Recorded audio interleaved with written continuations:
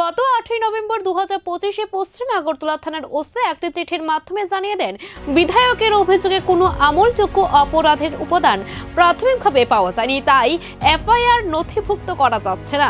এই সিদ্ধান্তকে চ্যালেঞ্জ করে সংবিধানের 226 অনুচ্ছেদের অধীনে ত্রিপুরা হাইকোর্টে রিট পিটিশন দায়ের করেন বিধায়ক রঞ্জিত দেববর্মা।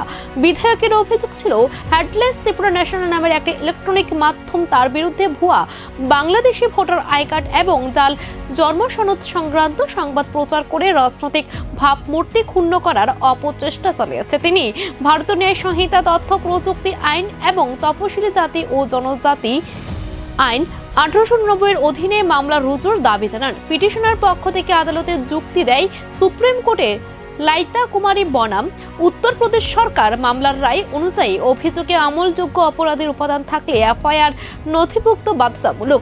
তবে রাষ্ট্রপক্ষ জানায়, 1 জুলাই 2024 থেকে কার্যকর হওয়া ভারতীয় নাগরিক সুরক্ষা সংহিতা 2023-এর ধারা 173(3) অনুযায়ী নির্দিষ্ট ক্ষেত্রে প্রাথমিক অনুসন্ধান বৈধ।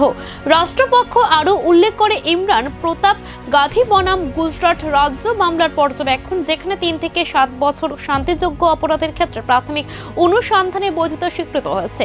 বিচারপতি ডক্টর টি অমরনাথ গৌড় তার রায়ে স্পষ্ট করে, নতুন আইনের অধীনে তদন্তের পদ্ধতি পুরনো ফৌজদারি কার্যবিধির ধারা 154 থেকে ভিন্ন। পুলিশ অভিযোগের ভিত্তিতে প্রাথমিক অনুসন্ধান করে যুক্তিসহ সিদ্ধান্ত নিয়েছে এবং তা অভিযোগকারীকে জানিয়েছে, ফলে প্রক্রিয়াটি আইন বিরোধী নয়। আদালতের পর্যবেক্ষণে আরও বলা হয়, অভিযোগে মূলত মানহানির উপাদানে প্রাধান্য পাচ্ছে। এসসি/এসটি আইনের অপরাধীদের প্রাথমিক উপাদান স্পষ্টভাবে প্রতীয়মান নয়, ফলত আদালত রিট পিটিশন খারিজ করে দেয়। এই রায় রাজনৈতিক ও আইনি পরিসরে গুরুত্বপূর্ণ বার্তা বহন করেছে। আদালত কার্যত জানিয়ে দিলেও আইনের প্রক্রিয়া এড়িয়ে চাপ সৃষ্টি করে এফআইআর আদায় করা যাবে না। অভিযোগে স্পষ্ট আইনি উপাদান ও প্রমাণ থাকা আবশ্যক।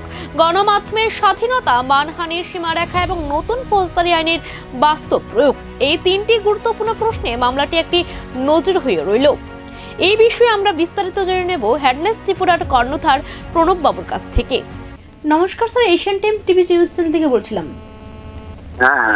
স্যার, একটি বিষয় আপনার জানতে চাইবো যে রাজ্য রাজনীতিতে একটি বিষয় নিয়ে বিশেষভাবে আলোচিত হচ্ছে। বেশ কিছুদিন আগে হেডলেস ত্রিপুরা নিয়ে 24 রামচন্দ্র ঘাটের বিধায়ক রঞ্জিত দেববর্মা একটি মানহানি মামলা করেছিল। সেই বিষয়কে কেন্দ্র করে ত্রিপুরা হাইকোর্ট 24 রামচন্দ্র ঘাটের বিধায়ক রঞ্জিত দেববর্মা দায়ের করা রিট পিটিশন খারিজ করে দিল। সেই বিষয়ে আপনার কাছ থেকে মতামত জানতে চাইবো।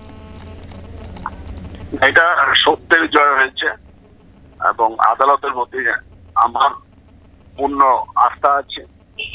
অতীতেও অনেকবার এরকম করার চেষ্টা হয়েছে। হেডলাইন্স ত্রিপুরা সবসময় সত্যের পক্ষে থাকে, তা আজকে আবার প্রমাণিত হয়েছে। আমি আর বিশেষ কিছু বলার নেই, তবে আমরা আগামী দিনেও সত্যের পথেই চলবো। আদালতের প্রতি, আইনের প্রতি আমার পূর্ণ আস্থা রয়েছে। মানহানি বনাম আমলযোগ্য অপরাধ, এই মামলায় আদালতে বার্তা কি থাকবে? না, এটা আমি কিছু, এই ব্যাপারে আমার কোনো মন্তব্য নেই, এটা আদালতের বিষয়। তবে আজকে মামলাটা খারিজ করে দিয়েছে, যেটা আমার বিরুদ্ধে করা হয়েছিল।